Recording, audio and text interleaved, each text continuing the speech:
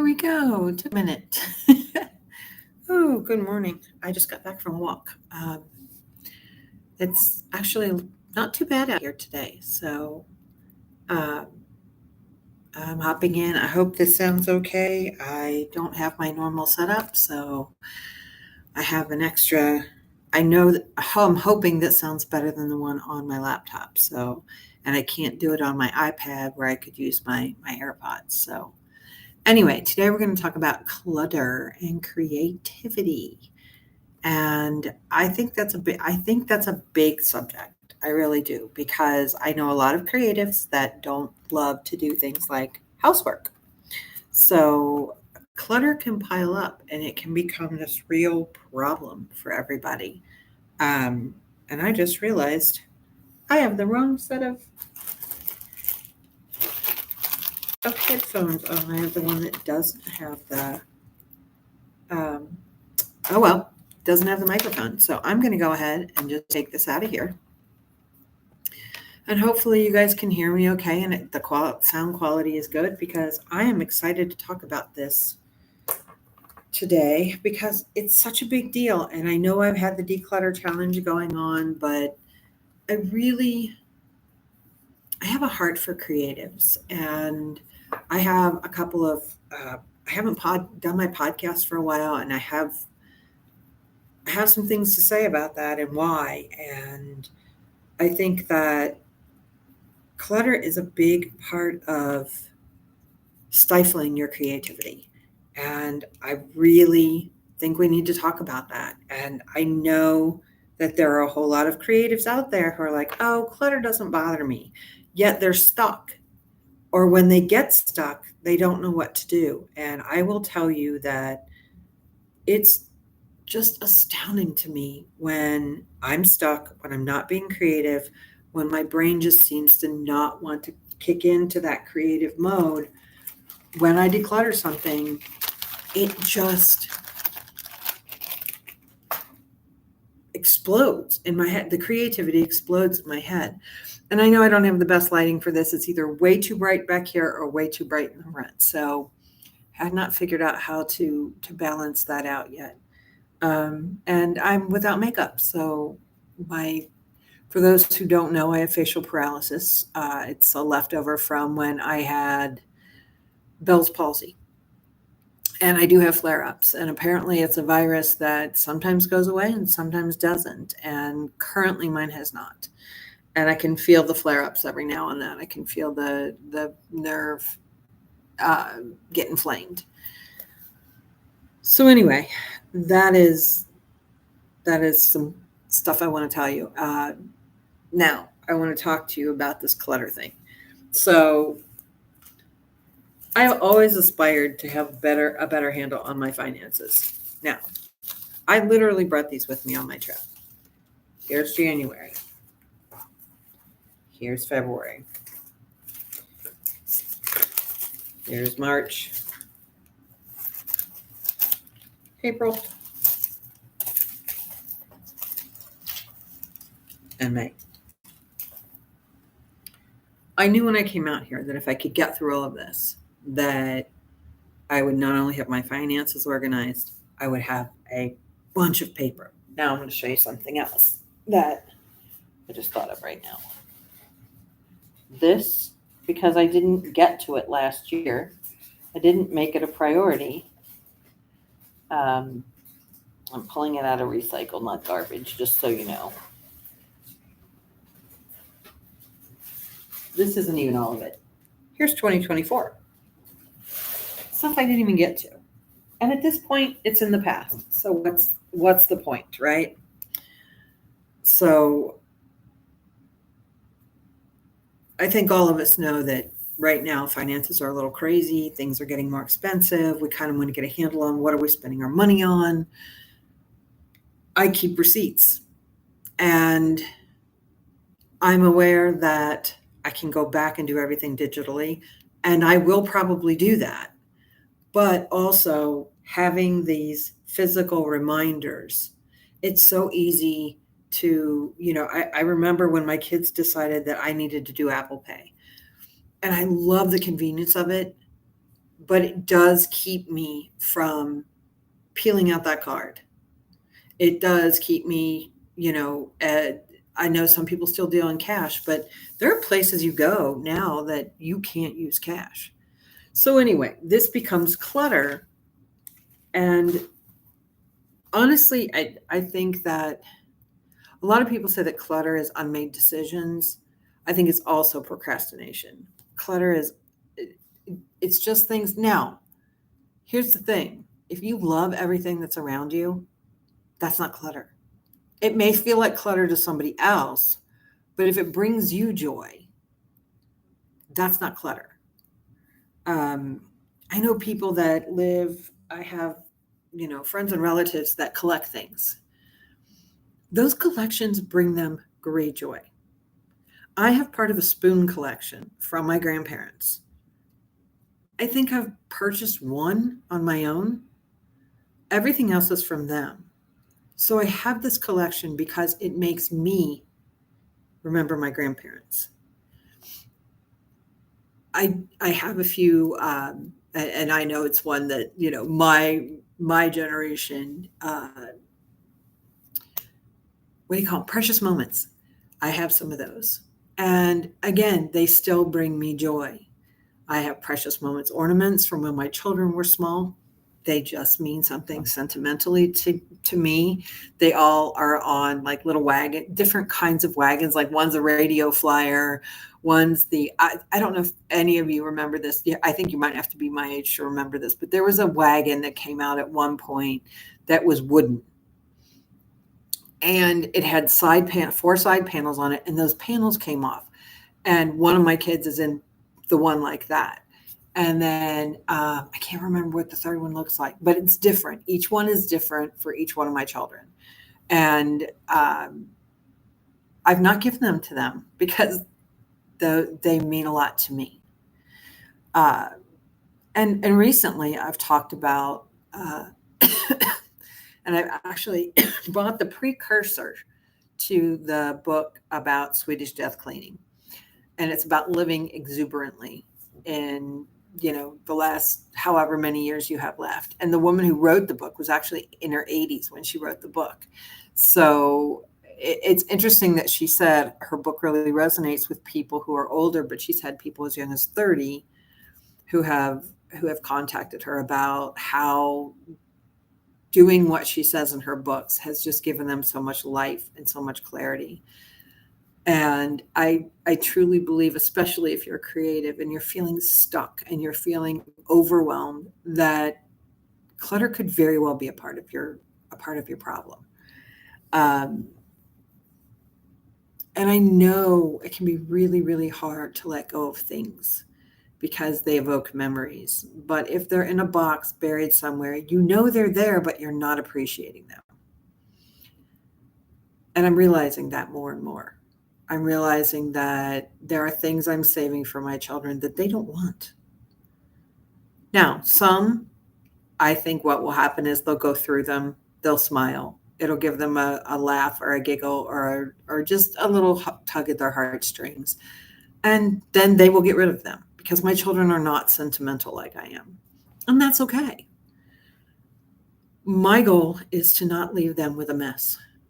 I want them to be able to go through my house, get rid of things very quickly or sell things very quickly and go on with life. I don't want them to be stuck. I know people who are stuck cleaning out parents' homes for months on end.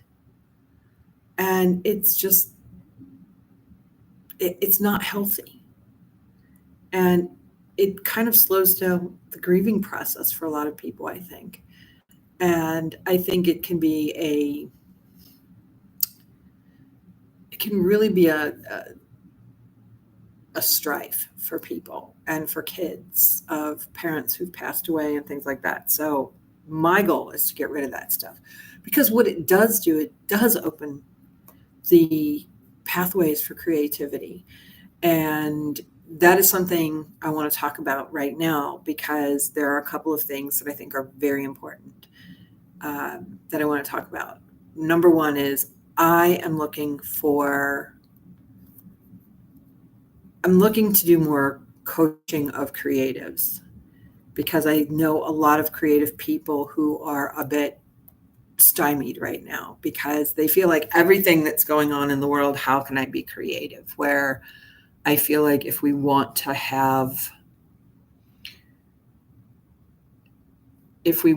move forward, this is when the creatives are needed the most. This is where we need the writers, we need the artists, we need the painters, the sculptors, to give us a respite from those things. And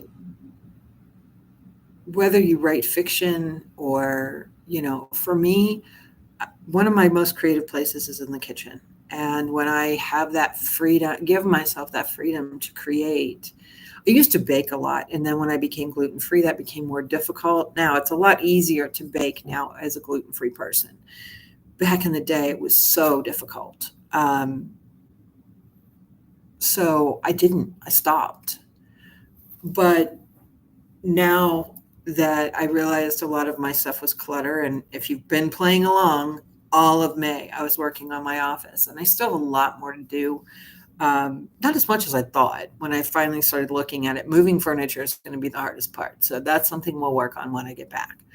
But I'm excited because I have a vision for this room, and I still have a lot of furniture that's going to have to go back in there, but I'm excited to just revamp the room and make it my own. And hopefully it will open up, creative channels for me. It's why I have a YouTube channel. It's why I have actually more than one YouTube channel. I have this one, which is moving toward better. And then I also have another one that is called Our Puzzling Life, because my husband and I do jigsaw puzzles. And it's a baby channel. We're just getting started, and we're trying to be a little more mindful about what we're doing and doing it well. So that's what we're doing. And this is part of it. And that's what I'm going to be doing. Like, I'd like to do a month a day from here on out during the week. I finally sorted out all of my receipts. Again, some of them will be easier. I actually have a Kroger credit card that I can go back and I can look at all my purchases. I have a Costco credit card that I can go back and look at all my purchases. And we use one other credit card, and that is an American Express. And so I can look at those, and every one of those, just so you know, where you're like, why does she have 3 credit cards? At Costco, I get a discount on the gas. I get money back for the card, and I also get money back for Costco. So between all of that, I more than pay for my membership every year. And it's really kind of fun. It's really kind of fun to do that. And I only use it at Costco or when I can't use my American Express somewhere. The same with my Kroger card. I use it at Kroger. I actually got that card when I had all my kids at home, because that was our largest expense, hands down, was groceries. And I get money off at the gas pump there as well. And I get points back for that, and I get points back for everything I purchase. So those cards are very helpful. And then I can get gift cards, or with the Kroger one, it's got a point system where I can get gift cards or other things. And so I do my credit cards like that, so that they have, and my Amex is a Delta card, and I live it used to be a Delta hub, but it's still mainly Delta flights is what we take. So we're saving up for some good ones and some big ones. For one thing, I have two states left to get to. Have been to all 50 of the United States, and it's the 2 that I have to leave the mainland for. So while I would love to get them all in one fell swoop, don't think that's going to happen because they're so far apart. And it's a while before my husband can retire, and I don't want to wait that long. We'll see. But anyway, back to the clutter issue. I recently found it's called a bucket. I don't like the term bucket list. And I realized that it was so funny looking at it, because I made it about maybe 10 years ago. And I had actually accomplished some things, some partway, some fully. I had a dream, was my children's dream. It was my dream for my children that we could graduate them all from Ivy League institutions. Um, One of my children applied to one Ivy League school. Out of the 12 schools that he applied to, it's the only one he didn't get in. But our goal was to graduate our kids without debt, and that we did do. And so all of our kids have college degrees. Uh, Only one is actually using the degree that he got. And some people would find that appalling and say, well, then why did you send them to college? Uh, my oldest son went for engineering. And halfway through, he knew that the program that he was in was not for him. That was not what he wanted to do the rest of his life, which is interesting because he was always a math kid and he was a mechanical engineering. But then when he saw what mechanical engineering really was, it wasn't what he wanted to do. He's a software engineer for a financial institution and absolutely loves it. So the degree was not wasted because they parlayed what he already knew, sent him to a boot camp to learn how to code. And now he's, on a great career path. My middle son was an architecture major, did not want to go to grad school. So he moved to California where he had a really wonderful internship. He actually had a job offer before he even started his senior year of college, which was phenomenal. And we told him, if you move out there and you decide to go to grad school, great. After a year, you get in-state tuition, even in grad school. That was not the path he wanted to take. So he studied on his own and he passed his architecture exams, and he is now a certified architect. My youngest got a Bachelor of Fine Arts, and he is in digital arts. He helps me with my business, and it's phenomenal because he's incredibly creative. He's incredibly smart, and he knows how to do things I will never know how to do. So who wouldn't love that, right? Anyway, but that was one of the things that was on that list. Interestingly, when I went through the list, there were so many things on there that I wrote 10 years ago that just don't even matter to me at all anymore. But there are some that do. And two of those things are going to those two states. And what will happen is by clearing up this clutter, it gives me like an open pathway to think about how could we make that happen? How many points is it going to take for us to fly there for free? Who knows?